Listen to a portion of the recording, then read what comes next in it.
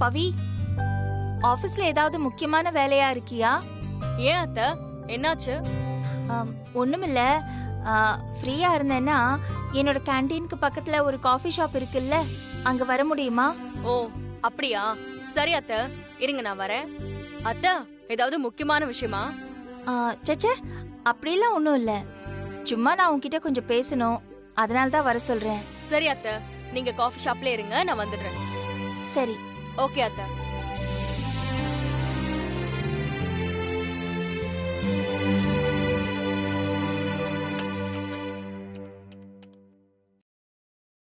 சொல்லுங்க Pavithra. Hello sir, எனக்கு ஒரு முக்கியமான பர்சனல் ஒர்க்கு.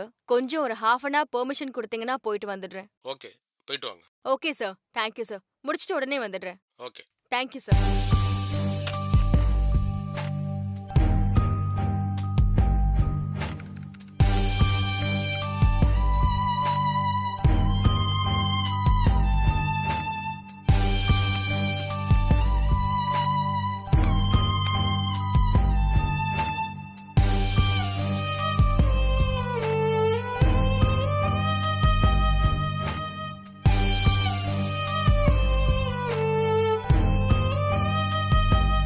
மேடம் என்ன சாப்பிடுறீங்க?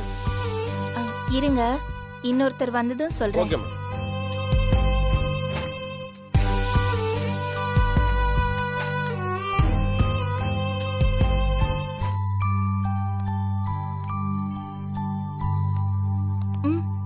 அத்தை, பவி, வா உட்காரு. ஆ. என்ன சாப்பிடுற நீ? இல்ல அத்தை, எனக்கு எதுவும் வேண்டாம், நீங்க சொல்லுங்க உங்களுக்கு. அப்படியெல்லாம் சொல்லக்கூடாது. நீ ஏதாவது சாப்பிட்டு தான் ஆகணும். என்ன வேணும்னு சொல்லு. Coffee, cool drinks. சரி, காஃபி சொல்லலாம். Sir. Yes ma'am. 2 coffee. Okay ma'am.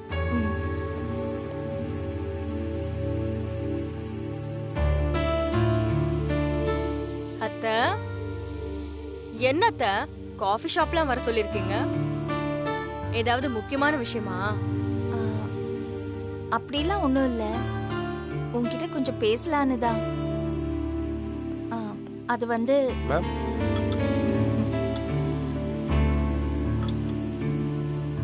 Thank you. குடிங்க அத்தை. நீயும் குடி.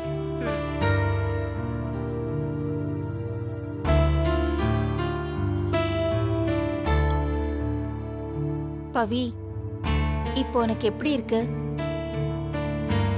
அத்தை, என்ன அத்தை, ஏதோ பொடி வச்சு பேசுறீங்க? நான் உங்க மருமக, எதுவா இருந்தாலும் நேரடியாவே கேளுங்க அத்தை. இல்ல, பெரிய விஷயம் எதுவும் இல்ல. எல்லாம் நம்ம குட்டிய பத்தி தான். உங்க குட்டிக்கு என்ன அத்தை, அவன் நல்லாதான் இருக்கான். பிஸியா ஹாப்பியா தான் இருப்பான். குட்டி நல்லவன் தான் பவி. ஆனா அவனோட தேவைகளை, எண்ணங்களை எப்படி வெளிப்படுத்துறதுன்னு தெரியாம இருக்கான். அதுதான் அவனோட பிரச்சனையே. மத்தபடி அவன் நல்ல பையன்தான். என்னத்த இப்ப குட்டிக்கு சப்போர்ட்டா? என்னதான் நீங்க என் மேல மாமியாரா அன்பு காட்டினாலும் குட்டின்னு வரும்போது அம்மாவா மாறிடுறீங்க. சரி, என்ன சொல்லுங்க. இல்ல பவி, அப்படியெல்லாம் ஒண்ணும் இல்ல. என்னோட மனசுல எப்பவுமே உங்க 2 பேர் பத்தி மட்டும்தான் எண்ணங்கள் ஓடிட்டே இருக்கு. என்னால வேலையை கூட சரியா கவனிக்க முடியல பவி. அத்தை, எதுக்கத்தான் நீங்க இவ்ளோ கவலைப்படுறீங்க? எல்லாம் நார்மலா தான் போயிட்டு இருக்கு. நீங்க நினைக்கிற மாதிரியெல்லாம் ஒன்னும் இல்ல. எல்லாம் போக போக சரியாயிடும் அத்தை. இல்ல பவி, நானும் அப்படிதான் நினைச்சுக்கிட்டு இருந்தேன். உங்களுக்குள்ள சின்னதா ஆரம்பிச்ச அந்த சண்டை இப்ப பெருசா போய்கிட்டு இருக்கு. அதுக்கு நான் தானே காரணம். என்னால தானே குட்டிக்கும் உனக்கும் சண்டை வந்தது. அத நினைக்கும் போது எனக்கு ரொம்ப சங்கடமா இருக்கு பவி. அத்தை, என்னத்த ஒரு வீட்ல இருக்கோம், பிரச்சனைன்னு வரும்போது நியாயம் யார் சைடுல இருக்கோ அவங்களுக்கு சப்போர்ட் பண்ணி தானே ஆகணும். இதுக்கு போய் நீங்க ஏன் அத்தை இவ்ளோ ஃபீல் பண்ணிட்டு இருக்கீங்க? சந்தோஷம் தாத்தாவும் தான் இத புரிஞ்சுக்கல. அதுக்கு நம்ம என்ன பண்ண முடியும்? பவி, அன்னைக்கு அவன் குடிச்சிட்டு வந்தத நீ தட்டி கேட்டதுல தப்பே இல்ல. ஆனா அவன் அதை புரிஞ்சுக்காம உன் மேல கை நீட்டிட்டான். நீயும் வீட்டை விட்டு கிளம்பி போறேன்னு கிளம்பி போயிட்ட. அதுக்கப்புறம் நான் எவ்வளவோ குட்டிக்கிட்ட சாரி சொல்ல சொன்னேன். ஆனா அவன் கேக்கல. அவன் செஞ்ச தப்புக்கு அவனும் பிடிவாதமா இருக்கான். என்னதான் நாம இங்க ஆணும் பெண்ணும் சரிசமம்னு பேசிக்கிட்டாலும் இங்க எதுவுமே மாறல பவி. குட்டிக்கு அவனுடைய ஈகோ. அதான் அவன் இறங்கி வராம அப்படியே இருக்கான். நீயும் அப்படியே இருக்க. என்ன அத்தை, அவன் பண்ணது கரெக்ட், நம்ம போய் சாரி கேட்கலான்னு சொல்றீங்களா? ஐயோ பவி, நான் அந்த அர்த்தத்துல சொல்லல. நீ பண்ணது எல்லாமே சரிதான். ஆனா குட்டி அதை புரிஞ்சுக்கிற பக்குவத்திலேயே இல்ல. அன்னைக்கு ராத்திரி என்ன நடந்துச்சு? நான் பெரிய தப்பு பண்ணிட்டேன், என்னோட பொண்டாட்டிய நான் அடிச்சிருக்க கூடாது, அவளோட அன்பை நான் புரிஞ்சுக்கலையேன்னு எவ்வளவோ ஃபீல் பண்ணி தனக்கு தண்டனை கொடுக்கறதுக்கு தான் கைய வந்து தோசை கல்லுல வச்சு சுட்டுக்கிட்டான்ல. அதுக்கப்புறம் நீ என்ன கேட்ட? நான் தப்பு பண்ணாம அடிச்சதுக்கு நீ என்கிட்ட சாரி கேளுன்னு குட்டிக்கிட்ட சொன்னல. ஆனா குட்டி சாரி கேக்கல. அதுதான் அவனோட ஈகோ. குட்டிக்கு அவன் செஞ்சது தப்புன்னு நல்லா தெரியுது. ஆனா சாரி கேட்க மாட்டான். அவனுக்கு அவ்வளவு தடுமாற்றம். அதான் போய் கைய சுட்டுக்கிட்டான். சாரி கேட்டிருந்தா அப்பவே எல்லாமே முடிஞ்சிருக்கும்ல. தான் கையே சுட்டுக்கிற அளவுக்கு போயிருக்கான். குட்டிக்கு அவனோட பாசத்தை எப்படி வெளிப்படுத்துறதுன்னு தெரியல. அதனால்தான் அவன் எது பண்ணாலும் எனக்கு அவன் மேல கோவமே வராது. ஆனா நம்ம கொஞ்ச நேரத்துல அத்தை, நான் சொல்றேன்னு தப்பா எடுத்துக்காதீங்க. நான் சந்தோஷம் மனசார லவ் பண்ணி தான் கல்யாணம் பண்ணேன் அத்தை. அவனோட நடவடிக்கை எல்லாமே எனக்கு நல்லா தெரியும். அவன் மேல நான் கோவப்படலாம், ஆனா என்னைக்குமே நான் சந்தோஷம் வெறுத்ததே கிடையாது அத்தை. அன்னைக்கு நீங்க தோசை கல்லுல அவன் கைய சுட்டுக்கிட்டான்னு சொன்னதும் எனக்கு தூக்கமே வரல அத்தை. ரொம்ப கஷ்டப்பட்டேன். மனசு கேட்காம போய் அவன் கையில மருந்து போட்டுட்டு தான் வந்து படுத்தேன். ஆனா அதெல்லாம் அவனுக்கு தெரியாது அத்தை. சந்தோஷ் என்ன அடிச்சதெல்லாம் நான் அப்பவே மறந்துட்டேன் அத்தை. ஆனா மறுநாள் எனக்கு பர்த்டேன்னு தெரிஞ்சும் வேணும்னே என்ன அவாய்ட் பண்ணா பாருங்க. அதான் என்னால தாங்கவே முடியல. பர்த்டே அன்னைக்கு அத்தனை பேர் முன்னாடி எவ்வளவு அசிங்கம் அத்தை. அதெல்லாம் நினைச்சா மனசே ஆற மாட்டேங்குது. பவி, நான் உன்னை இங்க வர சொன்னதே அத பத்தி பேசுறதுக்கு தான். நானும் குட்டி ஏன் இப்படி பண்ணிட்டான்னு ரொம்ப கோவப்பட்டேன். மனசு கேட்காம அவனுக்கு நான் போன் பண்ணேன். ஆனா அவன் போனே எடுக்கல. அதுக்கப்புறம் அவனோட ஃப்ரெண்டு பிரதீப் கிட்ட நான் விசாரிச்சேன். அப்பதான் தெரிஞ்சது, குட்டி கூட வேலை பார்க்கிற ஒரு பொண்ணோட அப்பாவுக்கு உடம்பு சரியில்லையா. அதனால அந்த நேரத்துல அவன் ஹாஸ்பிட்டலுக்கு போயிருந்தானா. அப்போ அவன் ஒரு வாட்டி போன் பண்ணி எனக்கு சொல்லிருக்கலாம்ல அத்தை. அத நானும் அப்படிதான் நினைச்சு ஹாஸ்பிட்டலுக்கு போலான்னு போனேன் பவி. குட்டி இங்க வந்துட்டு போனான்னு செக்யூரிட்டி சிங்காரம் சொன்னாரு. வந்தானா? ஆமா. அதுக்கப்புறம் நான் ஆஸ்பத்திரிக்கு போனேன். அங்க போய் நான் பார்த்தேன், அந்த கூட வேலை பார்க்கிற அந்த பொண்ணோட அப்பா இறந்துட்டாரு பவி.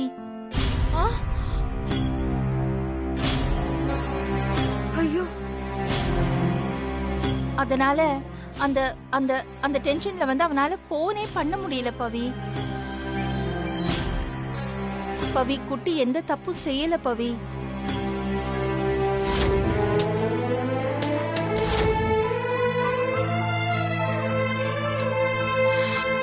ஐயோ. என்ன பவி, நான் சொன்னதை நீ நம்பலையா? இல்ல அத்தை, நான் நம்புறேன். அப்ப சந்தோஷ் எனக்கு gift வாங்கிட்டு விஷ் பண்ணதான் வந்திருக்கான். அந்த போன் மட்டும் வரலனா கண்டிப்பா அவன் வந்திருப்பான், எனக்கு விஷ் பண்ணிருப்பான். அத்தை, இந்த பிரச்சனையே வந்திருக்காது, எனக்கும் அவன் மேல கோவமே வந்திருக்காது. ஐயோ அத்தை, இப்ப கூட gift கொடுக்கணும்னு சொல்லி வந்து டேபிள் மேல வச்சுட்டு கொடுக்கறது எப்படின்னு கூட தெரியாம தடுமாறினான். எதுவுமே தெரியாம டேபிள்ல வச்ச gift கோவத்துல தள்ளி விட்டுட்டு அத்தை. நான் தான் தப்பு பண்ணிட்டேன் அத்தை. சாரி அத்தை. உன் மேலயும் தப்பு இல்ல பவி. ஏன்னா இப்படி ஒரு சம்பவம் நடந்திருக்குன்னு உனக்கு தெரியாதுல்ல. இப்ப தெரிஞ்சிருச்சுல அத்தை எனக்கு. சந்தோஷ் கிட்ட உடனே நானே போய் பேசிடுறேன்.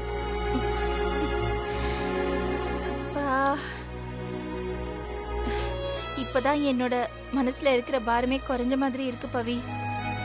ஆனா ஒரே ஒரு விஷயம் பவி, நம்ம மனசுல என்ன நினைக்கிறோமோ அதுதான் நடக்கும். நம்ம சந்தேகப்பட்டா கண்டிப்பா அவங்க அதிகமா சந்தேகப்படுற மாதிரி தான் நடந்துப்பாங்க. அன்னைக்கு நடந்தது எல்லாத்தையுமே மறந்துட்டு நீ குட்டியை விட்டு விலகாம குட்டி கிட்ட போய் பேசு பவி. இத பாரு, பேசுனா எந்த பிரச்சனையா இருந்தாலும் தீந்துரும். குட்டி கிட்ட போய் பேசு பவி. அத்தை, நீங்க சொல்லி நான் மறுப்பேனா? கண்டிப்பா நான் சந்தோஷ் கிட்ட போய் பேசுறேன். முருகா, தேங்க்ஸ் முருகா.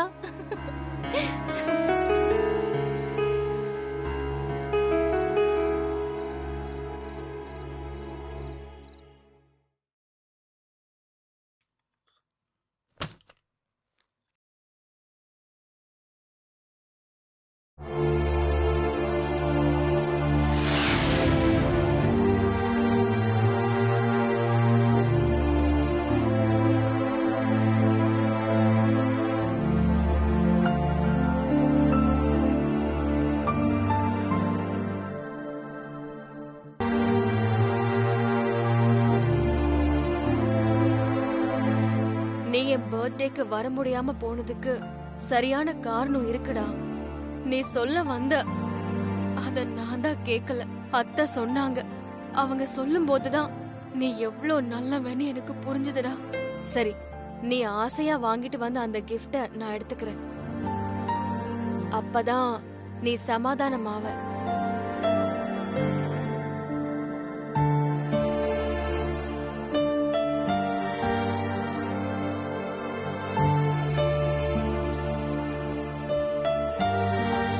என்ன பண்ற?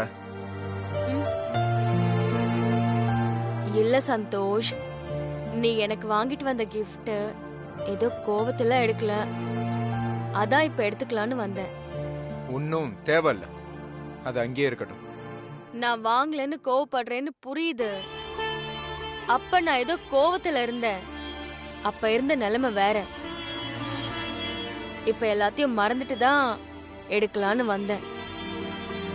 நான் எடுத்துட்டு போறேன்.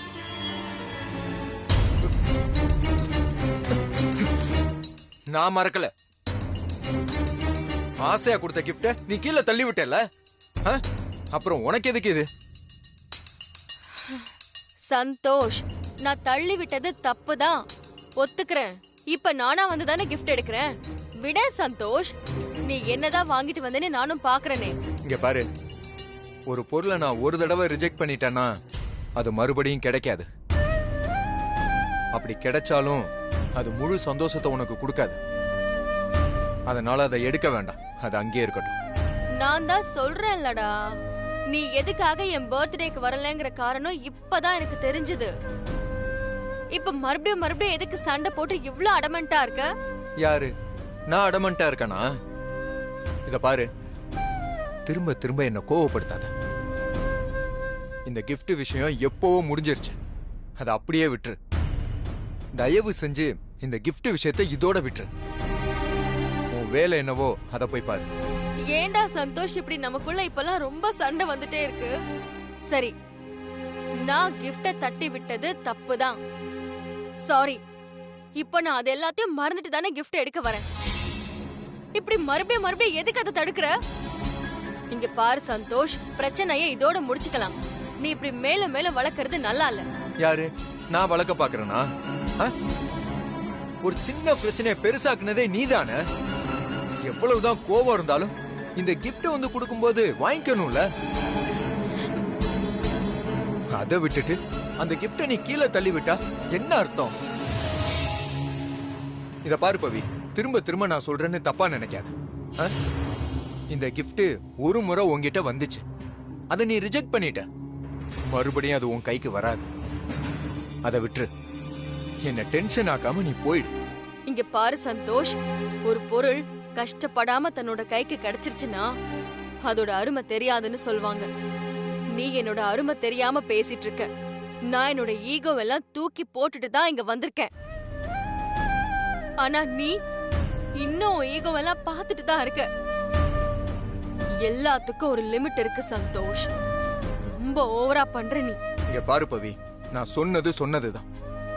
கிஃப்ட் உன் கைக்கு கிடைக்காது. நீ தேவையில்லாம பேசி என்ன டென்ஷன் ஆக்காத, கிளம்பு. ஓ, அவ்ளோ திமிரா உனக்கு? போடா, பெரிய புடலங்கா கிஃப்ட். உன் கிஃப்டும் வேண்டாம், ஒரு மண்ணும் வேண்டாம்.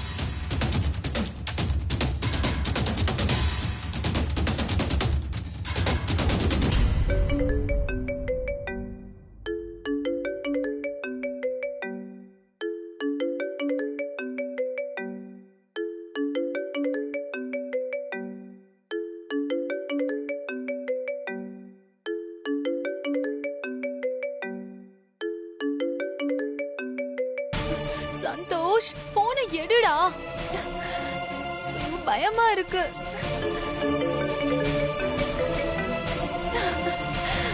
தூங்கிட்டானா? ஐயோ, பயமா இருக்கு சந்தோஷ். என்னால தனியா இங்க இருக்க முடியாது சந்தோஷ்.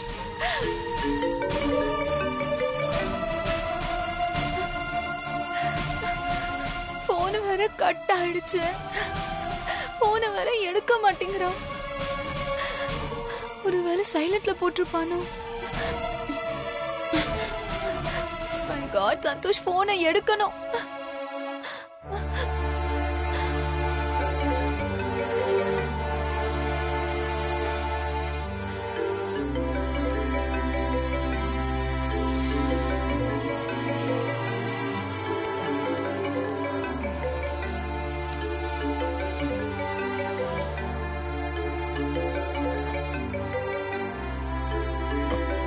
ஆதிரா,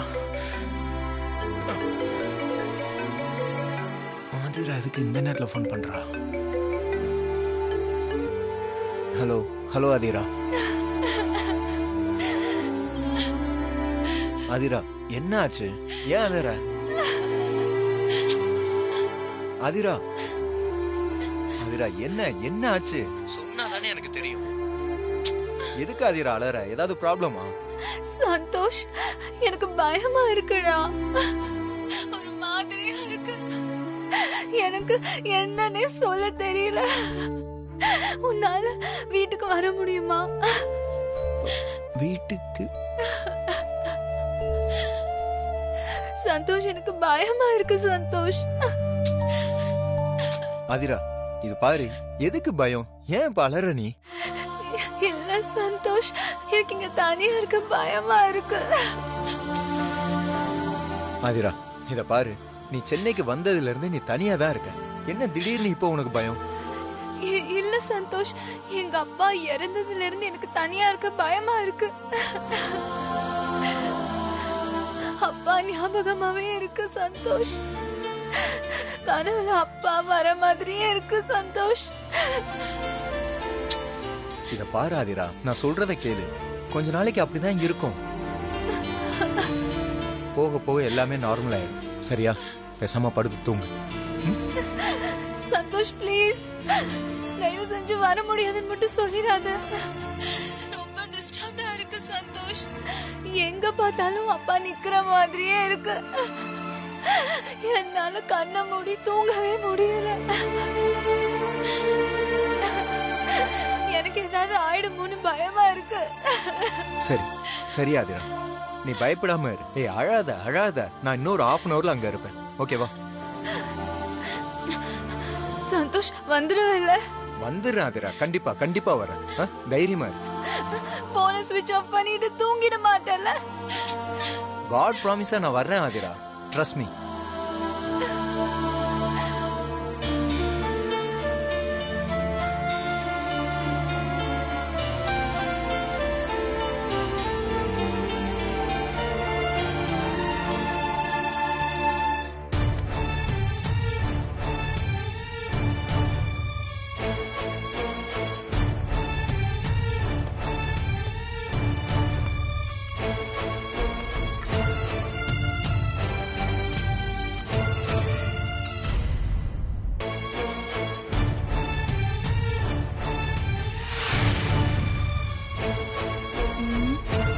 இந்த நேரத்துல குட்டி எங்க போறான்?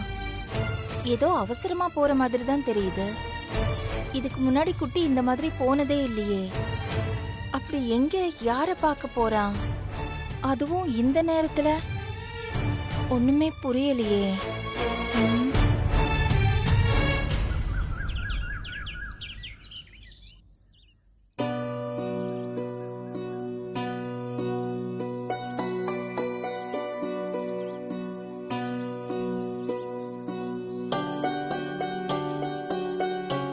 சார் இப்ப என்ன சார் பண்றது? எவ்வளவு பெரிய ஆர்டர் எடுத்திருக்கோம், அத பண்ணி முடிக்கிற நம்மகிட்ட சரியான மேன் பவர் இல்லையே. அதான் எனக்கும் ஒன்றும் புரியல மேடி. நல்ல கம்பெனி, பல்க் ஆர்டர் வேற கொடுத்துருக்காங்க. நானும் என்ன ஏதுன்னு யோசிக்காம அந்த ஆர்டர் எடுத்துட்டேன். சார் கம்பெனி நல்ல கம்பெனி, நல்ல ஆர்டர், பேமெண்ட்டும் பக்காவா வந்துரும். எல்லாம் இருந்தும் இக்கட்டான சூழ்நிலையில மாட்டிக்கிட்டோமே. ஏன் மேடி, நம்ம பசங்க அத்தனை பேருமா ஊருக்கு போயிட்டாங்க. ஒருத்தர் கூடவா இப்ப இங்க இல்ல? நீ விசாரிச்சு பாரு. நல்லா விசாரிச்சிட்டேன் சார். ஏதோ ஃபெஸ்டிவலா, அதான் எல்லா பசங்களும் கிளம்பி ஊருக்கு போயிட்டாங்க. சார் எனக்கு ஒரு பழமொழி ஞாபகத்துக்கு வருது. எந்த நேரத்துல உனக்கு என்ன வரணும்னு விவஸ்தையே கிடையாதா? இல்ல சார், சூப்பரான பழமொழி. கேட்டுதான் பாருங்களேன். சரி சொல்லு. கல்ல கண்டா நாய காணோம், நாய கண்டா கல்ல காணோம். என்ன சார் அப்படி பாக்குறீங்க? இப்படி சொன்னா வேற எப்படி பாப்பாங்க? இல்ல சார், எல்லா பசங்களும் இங்க இருக்கும் போது இந்த மாதிரி பெரிய ஆர்டர் வரல. வந்தாலும் சின்ன சின்ன ஆர்டரா வந்தது. சரி, நீ சொன்னதையே சொல்லிட்டு இருக்காத மேடி. வேற ஏதாவது ஐடியா இருக்கான்னு யோசி. உன்னால யோசிக்க முடியலன்னா கூட பரவாயில்ல, என்னையாவது யோசிக்க முடியும். சொல்லிட்டீங்கல்ல சார், சொல்லிட்டீங்கல்ல. இப்ப பாருங்க, நான் எப்படி எப்படி யோசிக்கிறேன்னு மட்டும் இப்ப பாருங்க. ஐடியா.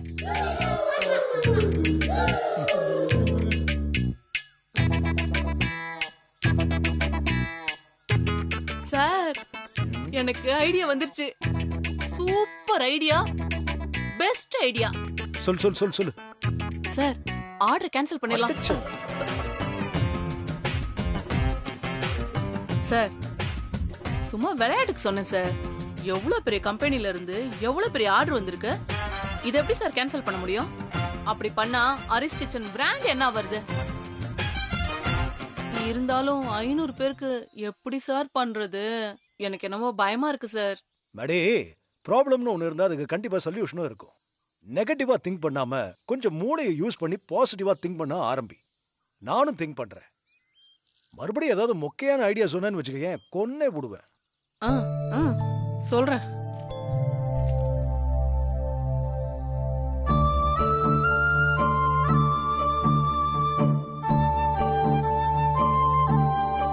என்ன பண்ணலாம் இப்ப?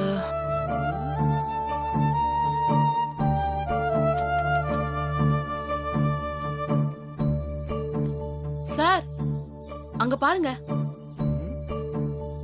கும்பிட போன தெய்வம் குறுக்க வராம ஸ்ட்ரெயிட்டா வருது பாருங்க சார். மேடம் வராங்க.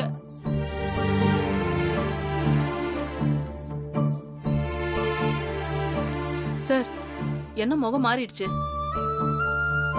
சார். நான் வேணா மேடம் ஹெல்ப் கேட்கவா? ஏய் சார் நான் மேடம் ஹெல்ப் கேட்கறேன்னு சொல்றேன், நீங்க என்ன ஒண்ணும் சொல்லாம இருக்கீங்க? ஏதாவது சொல்லுங்க. வேண்டாம் மேடி, அவங்க ஒத்துக்க மாட்டாங்க. பார்த்தாலே இப்பெல்லாம் உங்களுக்கு பிடிக்க மாட்டேங்குது, எரிஞ்செறிஞ்சு விழுறாங்க. கொஞ்ச நாள் அவங்க விவகாரத்துல தலையிடாம ஒதுங்கி இருக்கிறது தான் நல்லது. சார் ஆல்ரெடி நம்ம ரொம்ப ஒதுங்கி போய் தான் இருக்கோம். ஆபத்துக்கு பாவம் இல்ல சார். நம்ம வேற யார்கிட்ட கேக்குறோம்? நமக்கு வேண்டியவங்க கிட்ட உரிமையா கேக்குறோம். இது செய்யறது உங்க கடமை, கேக்குறது நம்மளோட உரிமை. என்ன உரிமை? போங்க சார், எதுவுமே தெரியாத மாதிரியே பேசுவீங்களே. சார் சார் கிட்ட வந்துட்டாங்க, பேசாம இருங்க, நான் கேட்டு ஓகே பண்றேன். அவங்க ஓகே சொன்னா உங்களுக்கு ஓகே தானே? சொல்லுங்க சார்.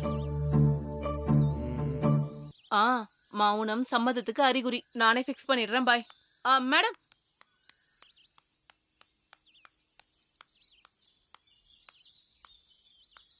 என்ன மேடி?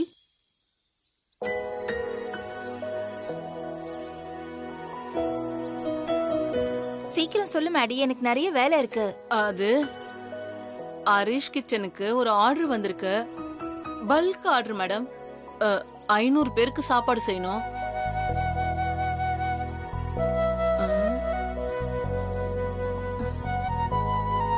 உங்களுக்கு ஆர்டர் வந்தா நீங்க பண்ணிக்கோங்க, அதையே என்கிட்ட சொல்லிட்டு இருக்கீங்க. அதான் மேடம் பண்ணி கொடுக்கணும். அதுக்கு தகுந்த ஆட்கள் இல்ல, அதான் உங்களை கேட்கலான்னு. நீங்களும் கந்தசாமி அண்ணனும் சேர்ந்து ஹெல்ப் பண்ணீங்கன்னா அந்த ஆர்டர் நல்லபடியா முடிச்சிருவோம். நாங்களும் பண்ணி தரோம்னு ஒத்துக்கிட்டோம் மேடம். வழக்கமா வர ஆட்கள் வரல. நிறைய பேரை ட்ரை பண்ணோம், அவங்களும் வரல. எல்லாம் அவங்கவுங்க ஒர்க்ல பிஸியா இருக்காங்க. இத பாருங்க மேடம், மெனு கூட ரெடி ஆயிடுச்சு. அதான் உங்ககிட்ட கேட்கலான்னு. முடியாதுன்னு மட்டும் சொல்லிடாதீங்க மேடம். அண்ணா சொல்லுங்க.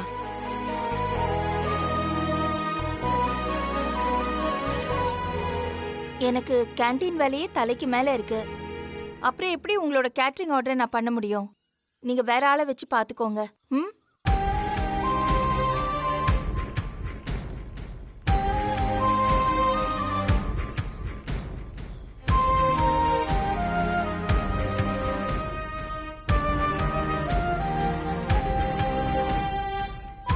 அதான் சொன்னேன்ல அவங்க பண்ண மாட்டாங்கன்னு. நீ என் பேச்சை கேட்காம போன. இப்ப என்னாச்சு? Sorry sir. அப்படின்னா நம்ம இமிடியேட்டா வேற ஆளுங்களை தான் பார்க்கணும். என்ன சார் பண்றது?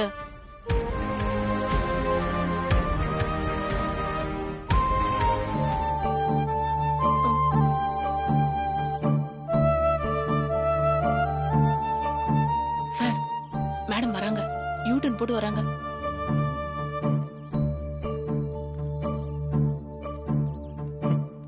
நம்ம மேல இறக்கப்பட்டு ஆர்டர் எடுக்க போறாங்கன்னு நினைக்கிறேன். யாரு அவங்களா? நேரா வந்து முகத்தை ஒரு மாதிரி வச்சுக்கிட்டு இந்த மாதிரி என்கிட்ட உதவி கேட்கிற வேலையெல்லாம் வச்சுக்காதீங்கன்னு சத்தம் போட்டு போறாங்க பாரு. அந்த மெனு கொடுங்க.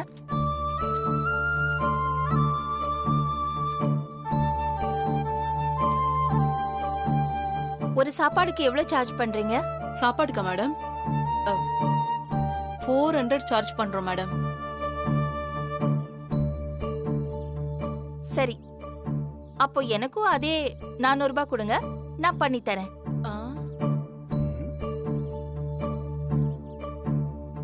மேடம் நீங்களும் அதே 400 ரூபாய்க்கு கேட்டீங்கன்னா எப்படி மேடம்? நாங்களே 400 ரூபாய்க்கு தான் வாங்கியிருக்கோம். அப்போ அதை விட கம்மியா என்ன பண்ண சொல்றீங்களா? அது எப்படி என்னால பண்ண முடியும் மேடி? நான் உங்களை கட்டாயப்படுத்தல. உங்களுக்கு ஓகேனா நான் பண்ணி தரேன், இல்லனா வேற யாராவது வச்சு பண்ணிக்கங்க, அவ்வளவுதானே?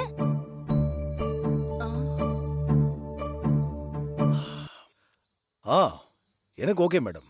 ஓகே. நாங்க மேன் பவர் இல்லாம ஆர்டர் எடுத்துட்டோம். இப்ப கேன்சலும் பண்ண முடியாது. எங்களுக்கு எங்க நேம் அண்ட் ரெபுடேஷன் தான் முக்கியம். நீங்க சொன்ன டீல் எனக்கு ஓகே தான். கரெக்ட் டைமுக்கு டெலிவரி பண்ணா போதும். வாக்கு கொடுத்தா நாங்க கண்டிப்பா பண்ணிடுவோம். சாப்பாடு நீங்க கேட்ட டைம்க்கு வந்துரும். ரொம்ப தேங்க்ஸ். Super madam. வரேன்.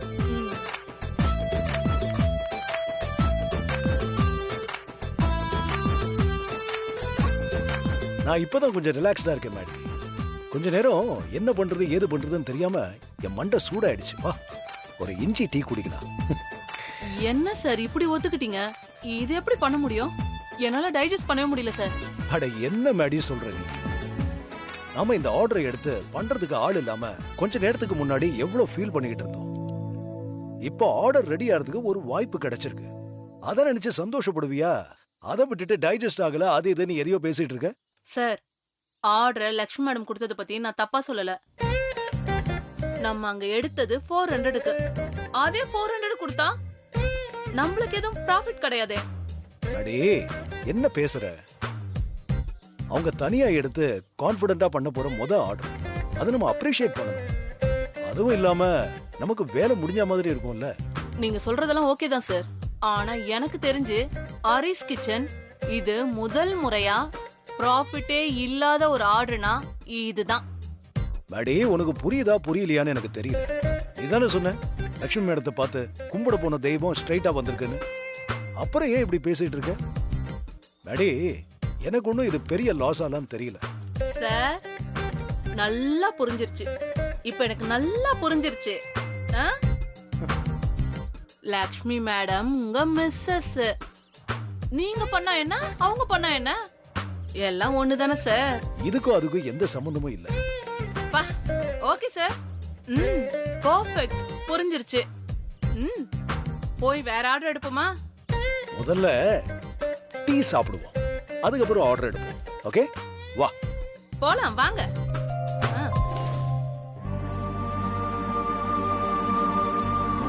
சந்தோஷ் நைட்டு ஃபுல்லா வீட்ல இல்ல. எங்க போயிருப்பான்? ஒருவேளை நைட் ஷிஃப்டா இருக்குமோ? நைட் ஒர்க் இருக்கிறவன் வீட்டுக்கு வரமாட்டான், அங்கேயே தங்கிடுவான். ஆனா வீட்டுக்கு வந்துட்டு போயிருக்கான். எங்க போயிருப்பான்? அந்த கூட வேலை பார்க்குற அந்த பொண்ணோட அப்பா இறந்துட்டாரு பவி.